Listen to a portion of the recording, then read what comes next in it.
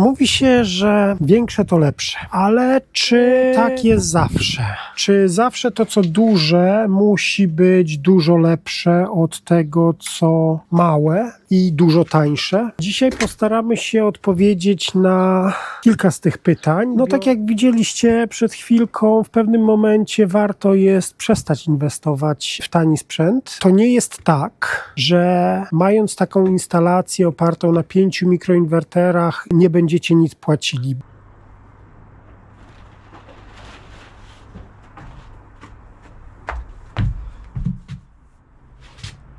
Chodźcie szybko, to coś wam pokażę. No, witam serdecznie. Dzisiaj znowu na zewnątrz, bo pogoda jest piękna, tylko że na moich panelach już nie ma słońca wcale. Ale dzisiaj nie będziemy o tym mówili. Pod koniec marca piłem 2 panele i mikroinwerter.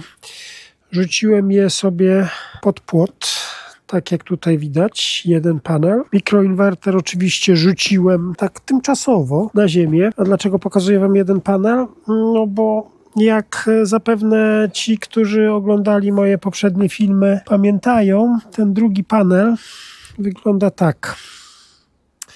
Nie przeżył jednego dnia. Dlaczego nie przeżył jednego dnia nawet? Bo niektórzy nie mają rozumu. Ja położyłem po prostu sobie go tak na szybko, żeby zobaczyć, jak to działa. Na jednym z planterów tutaj. No i dmuchnął wiatr i on się wziął, był i przewrócił. Ale nie będziemy o tym teraz tutaj dyskutować. Powód, dla którego tutaj stoimy, jest taki, że za chwilę pójdziemy sobie do komputera, usiądziemy i zobaczymy, czy to się w ogóle opłaca. Czy taki panel rzucony byle jak, z takim mikroinwerterem, do którego można podłączyć 2 panele, były 2 podłączone, mówię wam, tylko że ktoś jeden pobił. Bo mówi się, że im więcej mamy paneli i im większy magazyn, tym lepiej i tym bardziej to się opłaca. I my dzisiaj zastanowimy się z kartką papieru i ołówkiem w ręku, czy to tak do końca jest. Czy to naprawdę się opłaca rozbudowywać instalację, czy opłaca nam się rozbudowywać ją w nieskończoność i czy im więcej będziemy mieli paneli, tym szybciej nam się ta instalacja zwróci. Czy może jednak nie jest to tak do końca. No dzisiaj będzie kilka uogólnień i takich skrótów myślowych, żeby dokładnie policzyć, ile czasu będzie nam potrzeba na to, żeby się nasza inwestycja zwróciła. Musielibyśmy bardzo skomplikowane działania tutaj matematyczne robić, a nie o to chodzi. Moim założeniem jest to, żeby pokazać wam, w jaki sposób możemy sobie policzyć, czy oszacować, bo to już nie jest liczenie, to jest szacunek, ile czasu będziemy potrzebowali, żeby nasza instalacja fotowoltaiczna oparta tylko na panelach i mikroinwerterach się zwróciła. Tutaj po lewej stronie widzicie screenshot z aplikacji od mojego mikroinwertera i będziemy używali danych dostarczonych przez tą aplikację, a później je troszeczkę zaokrąglimy. W tej chwili aplikacja pokazuje, że ten panel, jeden panel, który widzieliście tam na dole, produkuje 320 W i jeżeli sobie zobaczymy na jego produkcję miesięczną, weźmiemy sobie kwiecień, to jest kwiecień tego roku, aplikacja twierdzi, że ten panel, tak stojąc byle jak pod płotem,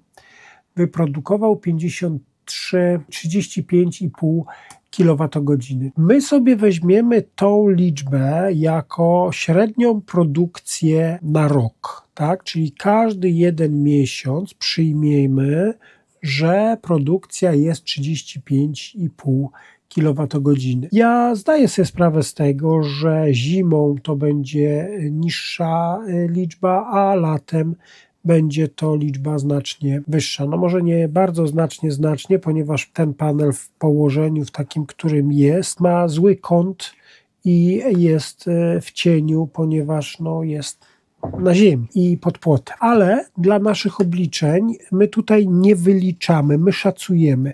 My będziemy szacowali czas zwrotu naszej inwestycji. Jeżeli chodzi o pieniądze, to ta aplikacja tutaj też pokazuje nam, ile żeśmy zarobili, czy zaoszczędzili, używając ten panel. Tak samo w kwietniu aplikacja twierdzi, że nasz zarobek to jest 4 funty i 23 pensy. Możemy przyjąć, że ta cyfra jest cyfrą rzeczywistą, to znaczy taką, która uwzględnia noc, uwzględnia dni pochmurne i uwzględnia te dni, w którym panel nie pracował w ogóle, ponieważ jest to wartość zmierzona, a nie oszacowana. Czyli my przyjmujemy, że to jest to, co fizycznie trafia do naszej instalacji, ale pomimo tego,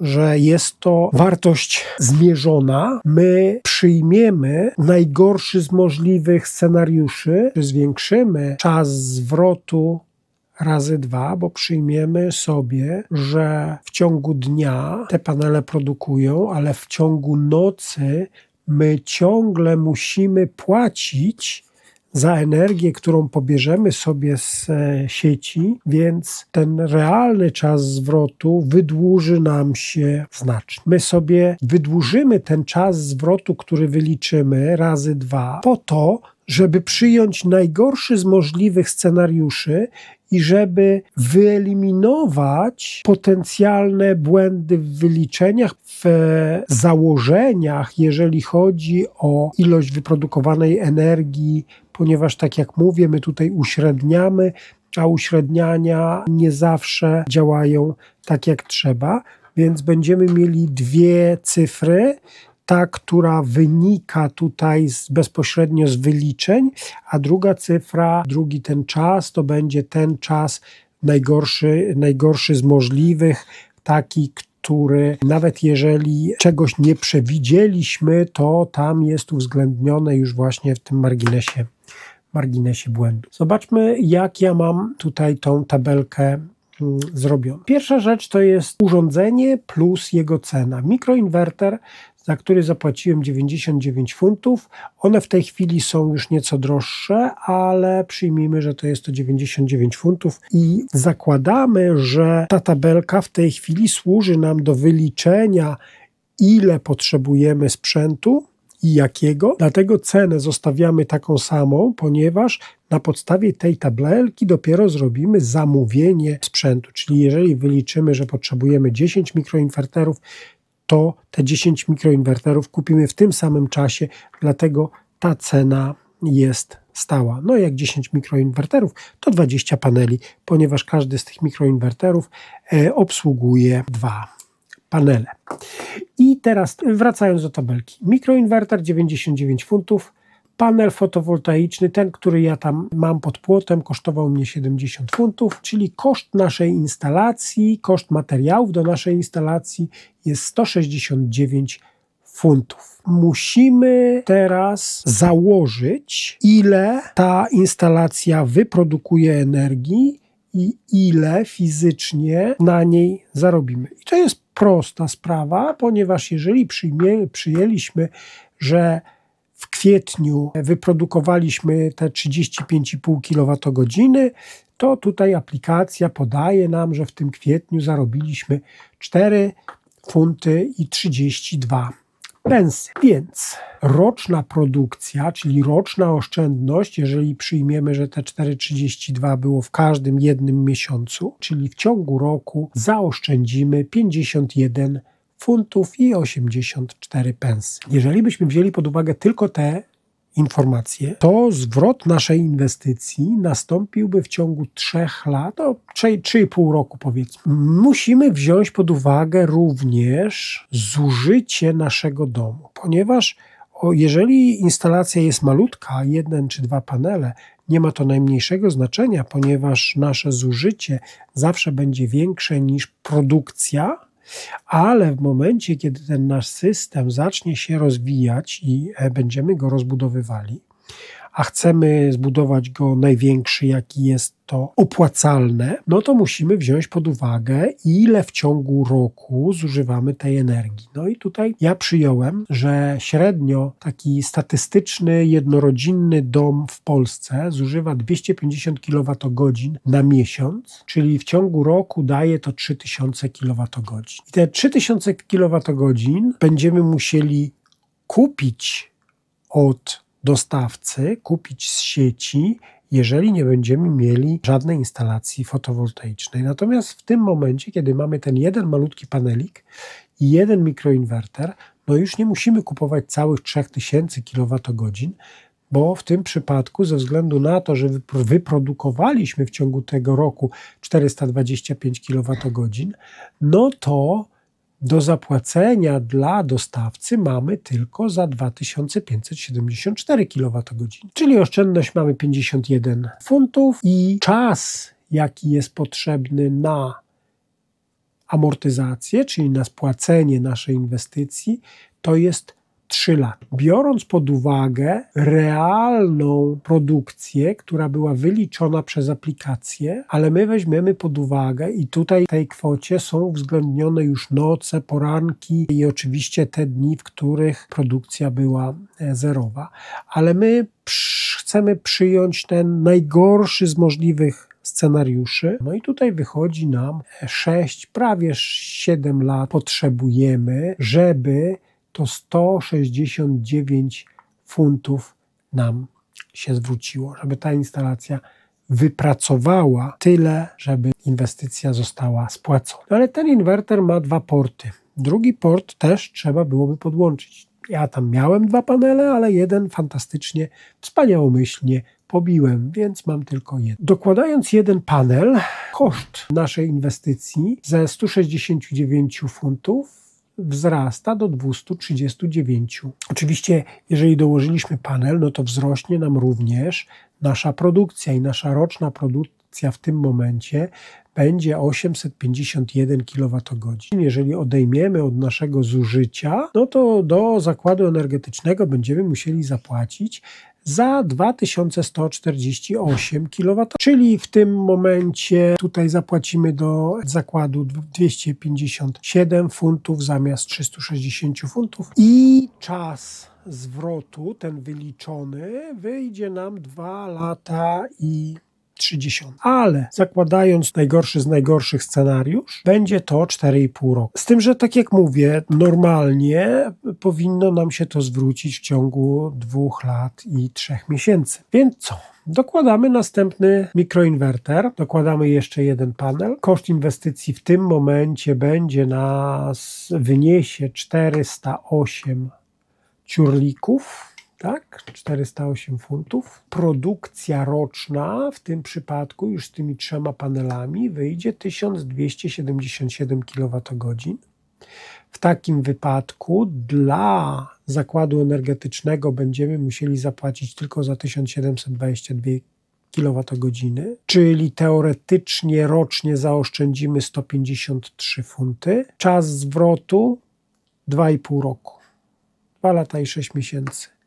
I to jest ten czas wyliczony, natomiast my znowu założymy sobie, że mamy dużego pecha i połowę z tego te panele nie pracowały, więc czas zwrotu takiej inwestycji w najgorszym wypadku będzie 5 lat. No ale mamy 2 mikroinwertery, no to potrzebujemy jeszcze dołożyć jeden panel, więc dokładamy sobie tutaj jeden panel, tak? Koszt wzrasta nam o 70 funtów, mamy 478 funtów kosztów. Produkcja wzrasta nam znowu o 425 kWh i mamy 1703 kWh wyprodukowane, czyli dla zakładu energetycznego płacimy tylko za 1296 kWh.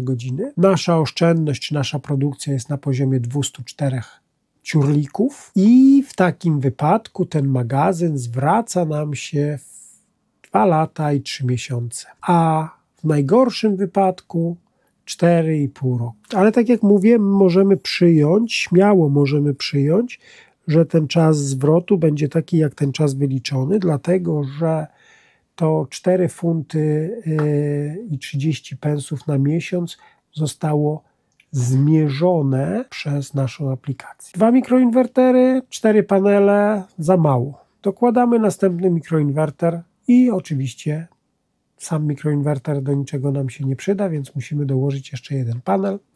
Koszt inwestycji wzrasta nam do 647 funtów. Produkcja też wzrasta do 2129 kWh rocznie. W tym momencie już zakład energetyczny dostanie pieniędzy za 870 kW.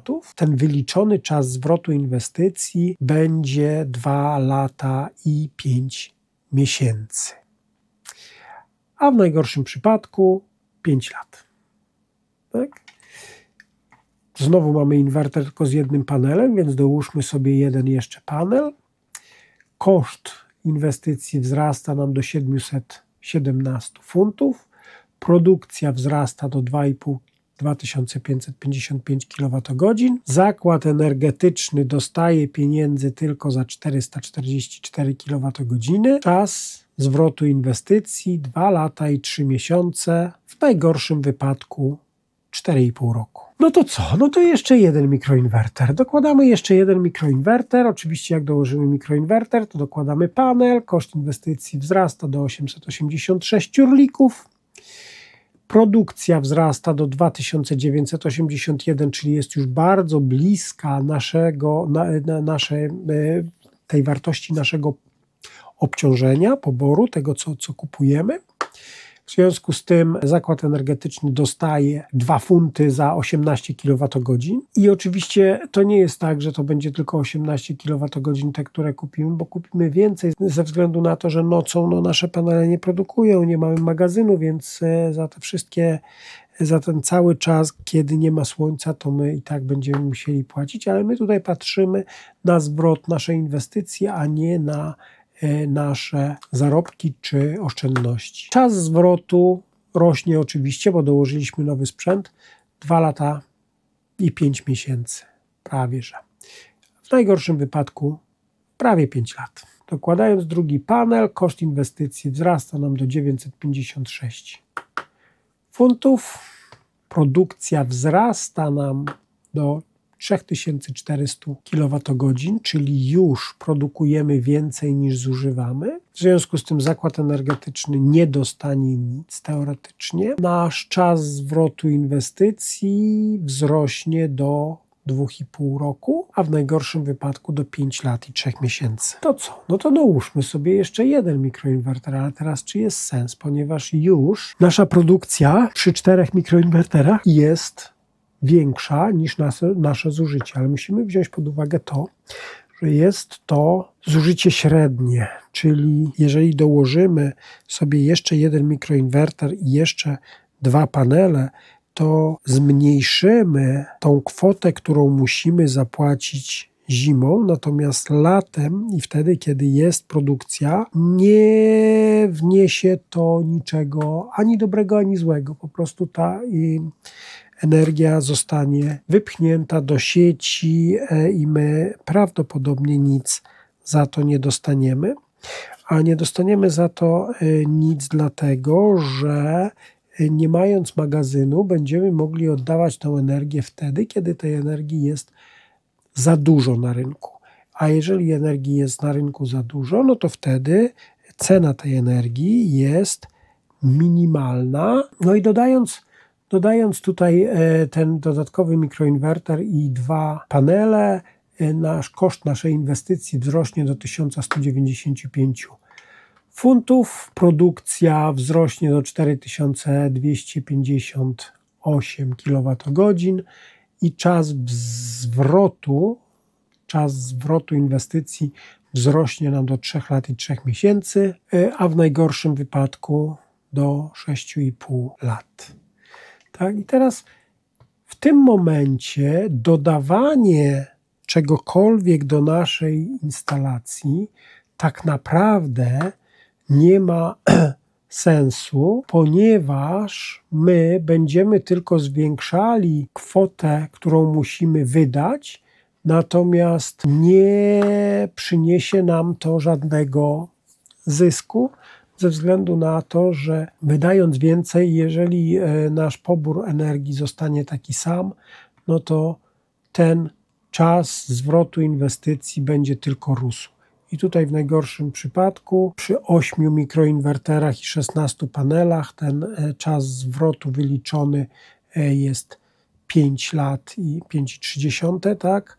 A w najgorszym wypadku już jest ponad 10 lat. Nie ma sensu dokupować więcej sprzętu do takiej instalacji bez magazynu energii. Ja bym był za tym, że najbardziej ekonomicznym rozwiązaniem to będą 4 mikroinwertery i 8 paneli i przy takim poborze energii, jaki mamy tutaj, to zwrócić się poniżej 3 lat.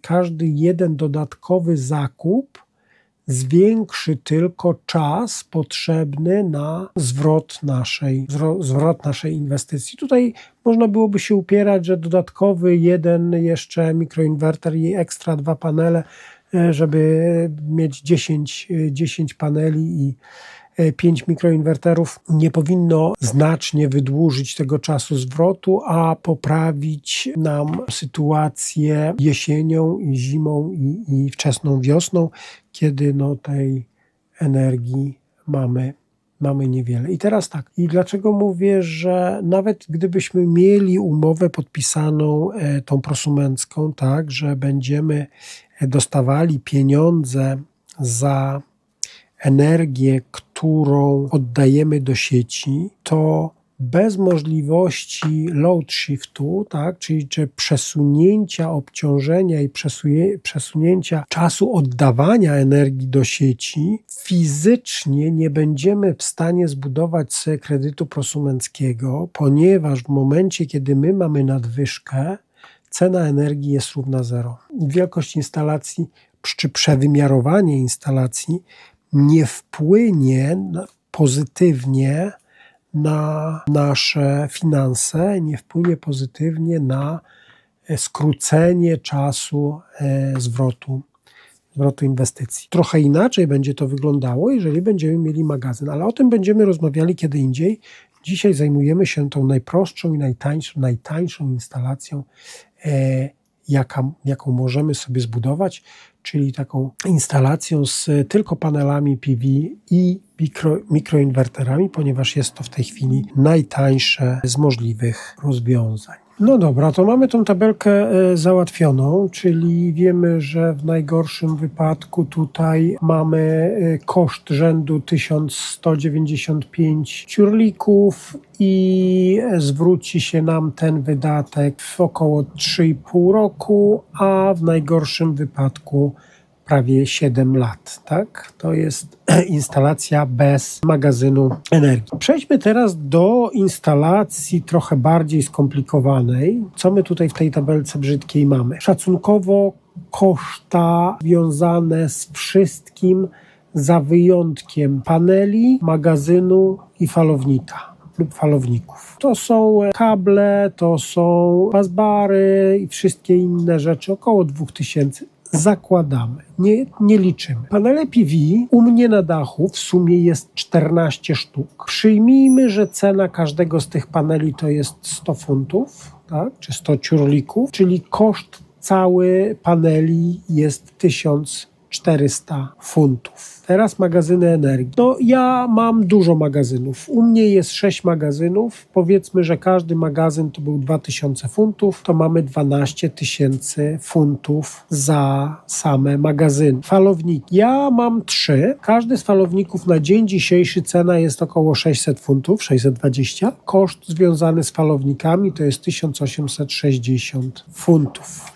Teraz zużycie. I zużycie, moje zużycie energii jest wzięte z VRMA bezpośrednio z falowników. Czyli jak sobie zobaczycie, to tutaj w styczniu na przykład zużyłem 1212 kWh, z czego z gridu kupiłem 1157 kWh. Solary wyprodukowały i dom zużył 45 kWh i 10 kWh poszło do magazynu. W lutym z kolei zużyłem całej energii 985 kWh, z czego 847 musiałem kupić, 100 kWh poszło z paneli PV bezpośrednio do domu, a 37 czy tam 38 zostało wpompowane do magazynu.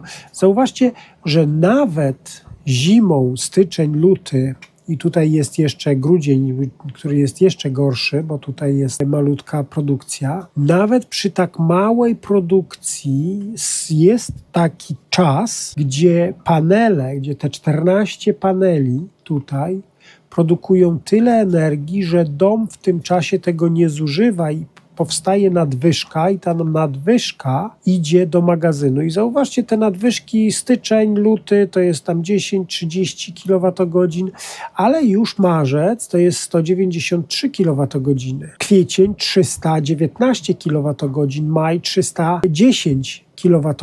Tyle, ile dom może zużyć. Dom zużywa tyle, ile zużywa, ile ten bazowy pobór u mnie jest na poziomie około 1 kW. Więc jeżeli panele produkują więcej niż 1 kW, to ta nadwyżka musi gdzieś pójść. W momencie, kiedy nie ma magazynu, ona jest eksportowana albo zmniejszana jest produkcja. Natomiast jeżeli jest magazyn, no to ta nadwyżka właśnie idzie sobie do magazynu. No i tak jak tutaj widać, trochę tych kilowatogodzin do tego magazynu jest pchane. W ciągu całego roku, jeżeli sobie to sumujemy, ta nadwyżka, która nie została wykorzystana bezpośrednio przez dom, to jest 2056 kWh czy kilowatogodzin. A dom w tym samym czasie zużył 2817 kWh solarów z tego, co wyprodukowały solary. Ponieważ to nie jest całe moje zużycie, bo w tym czasie całe moje zużycie tutaj jest 12, prawie 13 tysięcy kilowatogodzin. Więc różnicę pomiędzy tymi dwoma cyframi ja musiałem sobie dokupić. I ta energia dokupiona z gridu to jest 8000 kWh. Te 8000 kWh możecie sobie zobaczyć tutaj, kupione z gridu 8000 kWh. Ale ja kupuję tą energię po niskich cenach i tylko w nocy, od wpół do 1 w nocy do wpół do 6 nad ranem, ponieważ wtedy koszt za kilowatogodzinę u mnie jest 5 pensów, czyli żeby kupić te 8000 kWh, ja muszę rocznie wydać 400 funtów. To jest w momencie, kiedy ja mam tą moją całą dużą instalację. Gdybym z kolei nie miał tej instalacji, to musiałbym kupić całe 12, prawie 13 tysięcy kWh.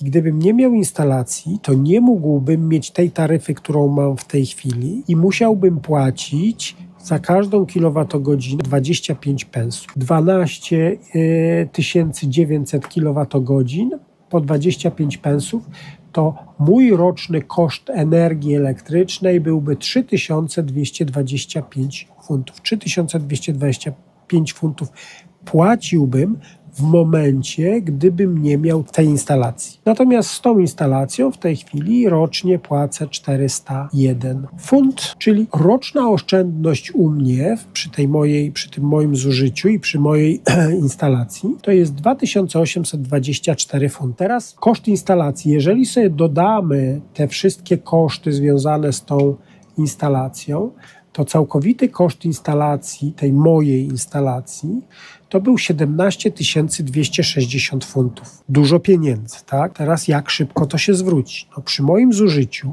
i zakładając, że mam takie oszczędności, używając i solarów, i tego, że kupuję prąd wieczorem po niskiej cenie, a nie sprzedaję nic, pomimo tego, że mógłbym to jeszcze zredukować, sprzedając prąd z powrotem do gridu, kupując go po niskich cenach, a sprzedając po 12 pensów na przykład, tak? Kupując za 5 pensów, sprzedając za 12 pensów.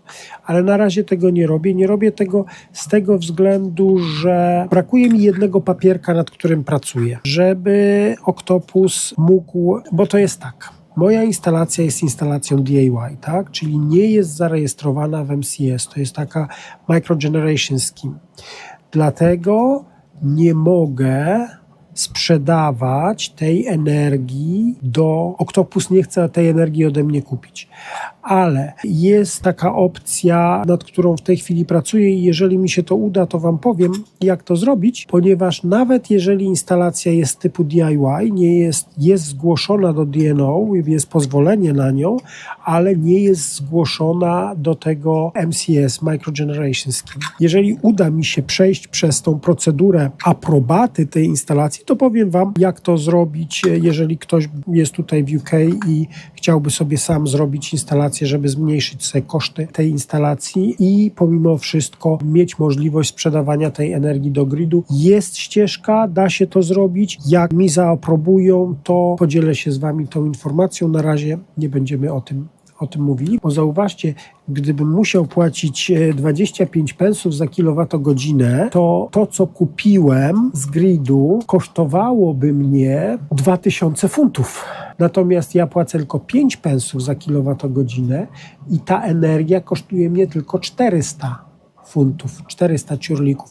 Także bardzo ważne jest to, że jeżeli macie instalację fotowoltaiczną, to jeszcze musicie mieć odpowiednią taryfę do niej. Fakt, ja zaoszczędzam, nawet gdybym płacił 2000, a jakbym nie miał instalacji fotowoltaicznej, to bym płacił 3200, tu 2000, no to 1200 funtów mam oszczędności rocznie, ale zamiast 1200 funtów oszczędności rocznie, ja wolę mieć 2800 funtów oszczędności rocznie.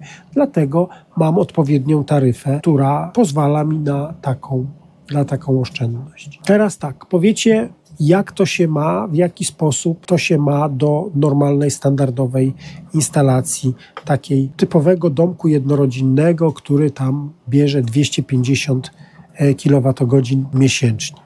Około 3000 kWh rocznie. No to jeszcze tutaj wrócę do tych wyliczeń tutaj, czyli przy wydatku rzędu 17 260 funtów ta instalacja zwróci mi się w ciągu 6 lat. Teraz co by było? Bo ja mam dosyć dużo magazynów, ja mam 6 magazynów, ale te magazyny są tutaj dlatego, że ja będę chciał sprzedawać tą energię do sieci i będę chciał robić na tym jakieś pieniądze, dlatego ja mam 6. Tak naprawdę, jakbym się bardzo uparł, to wystarczyłby mi jeden magazyn. To by było tak na styk.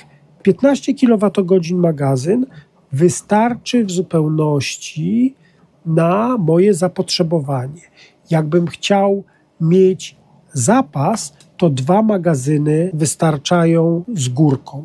Czyli gdybyśmy zmienili te 6 magazynów teraz na 2 magazyny, zobaczcie, tutaj zmieniamy 2 magazyny, koszt spada nam magazynów do 4000, koszt całkowity spada nam do 9260 i cała instalacja zwraca mi się w 3,5 roku, czyli reasumując moje zużycie, całkowite koszty.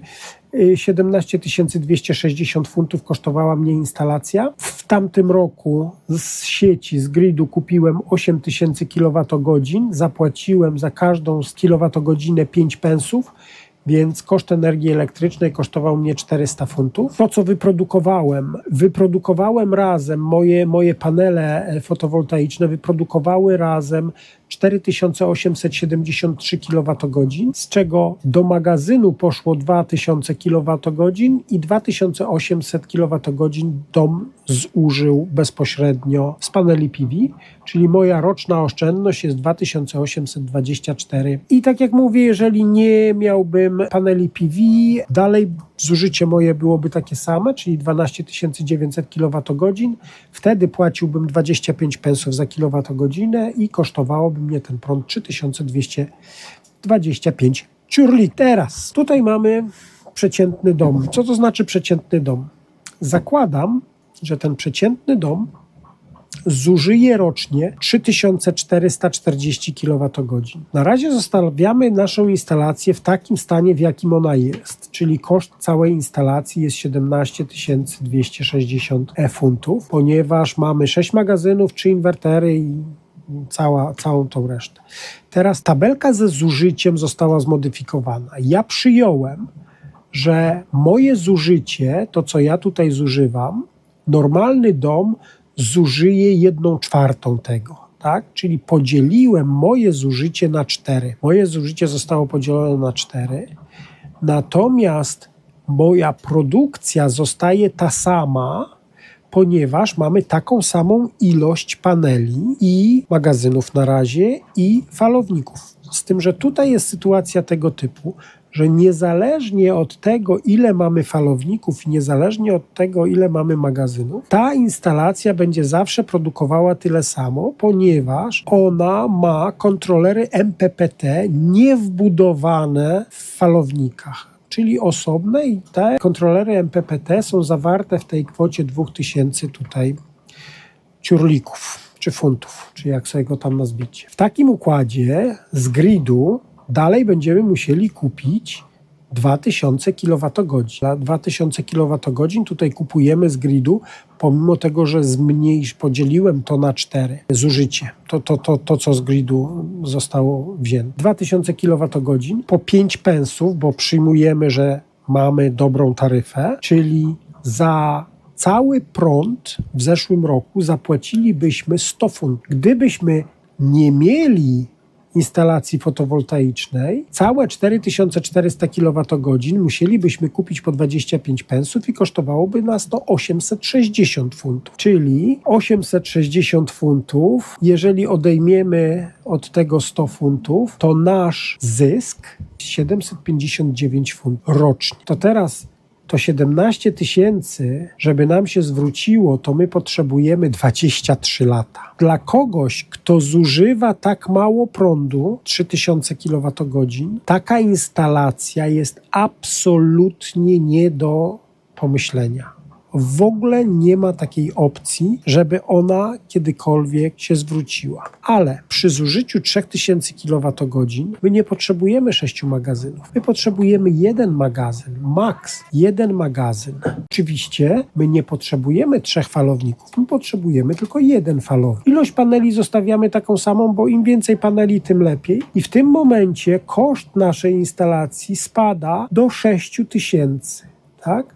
I przy 6000 funtów, jeżeli chodzi o koszt instalacji, nasz czas spłaty naszej instalacji będzie 8 lat. I 8 lat to jest dużo, ale lepiej niż 22. Wszystko, co jest poniżej 10 lat, jest akceptowalne. I znowu, w momencie, kiedy będziemy w stanie sprzedawać tę energię do sieci, to 7 lat, czy to 8 lat może zejść o połowę, bo zauważcie, że przy moim zużyciu, jeżeli ja miałbym tylko 1 magazyn i 1 inwerter, to czas zwrotu tej instalacji u mnie to byłby 2 lata. No byłoby trochę więcej, bo bym wtedy musiał kupować energię i jakbym przekroczył 5 kVA na falowniku, ale powiedzmy, że w ciągu 3 lat taka instalacja by mi się zwróciła. Natomiast dla kogoś, kto zużywa mało energii, no to potrzebuje dużo więcej czasu, żeby taka instalacja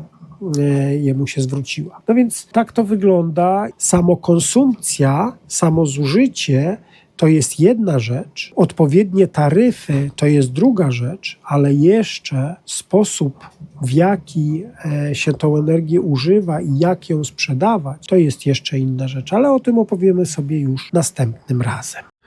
No tak jak widzieliście przed chwilką, w pewnym momencie warto jest przestać inwestować w sprzęt, przestać inwestować w panele fotowoltaiczne i mikroinwertery. I chciałem tutaj jeszcze raz zaznaczyć i zauważyć, że to nie jest tak, że mając taką instalację opartą na 5 mikroinwerterach i 10 panelach PV, nie będziecie nic płacili, bo będziecie płacili. Pomimo tego, że energia, która zostanie wyprodukowana przez te 10 paneli, teoretycznie rocznie jest większa niż to, co gospodarstwo domowe w ciągu roku zużywa, to musimy zdawać sobie sprawę z tego, że ta produkcja zimą, jesienią i wiosną będzie dużo niższa niż to, co my potrzebujemy, natomiast latem będziemy mieli nadprodukcję, która będzie się marnowała.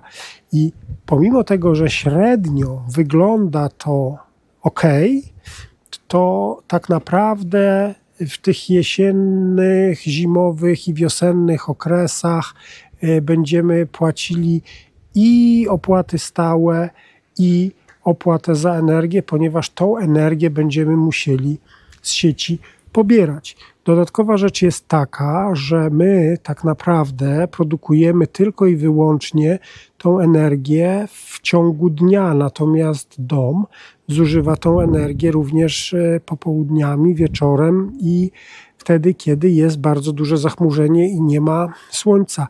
Więc tutaj to nie jest tak, że taka prosta instalacja pozwoli Wam na niepłacenie rachunków za prąd. Umówmy się, że bez magazynu energii nie ma takiej opcji, nie ma takiej możliwości, żebyście nie płacili za prąd. W pewnym momencie warto jest przerwać inwestycje w tani sprzęt, w tanie rozwiązania i pomyśleć o zakupieniu magazynu. I dobrze by było taką decyzję podjąć po rozważeniu teoretycznym wszystkich możliwych opcji, bo niektórzy pomocnicy właśnie sprawdzają, czy da się umyć leżąc na brudnej ziemi białym futrem. Zanim zaczniemy rozważać jakąkolwiek instalację fotowoltaiczną, dobrze by było mieć jakieś pojęcie o tym, ile to kosztuje i jak szybko jesteśmy w stanie odebrać nasze pieniądze, jak szybko ta inwestycja się zwróci i zacznie na siebie zarabiać. Wielkie dzięki za oglądanie dzisiejszego odcinka i jakbyście mieli jakieś pytania czy uwagi, to bardzo proszę o zadawanie w komentarzach. Ja postaram się odpowiedzieć na wszystkie. Bardzo dziękuję za kawę. Jakby ktoś miał ochotę postawić mi kawę, to też zapraszam. Link zostawiam na dole. I do zobaczenia następnym razem.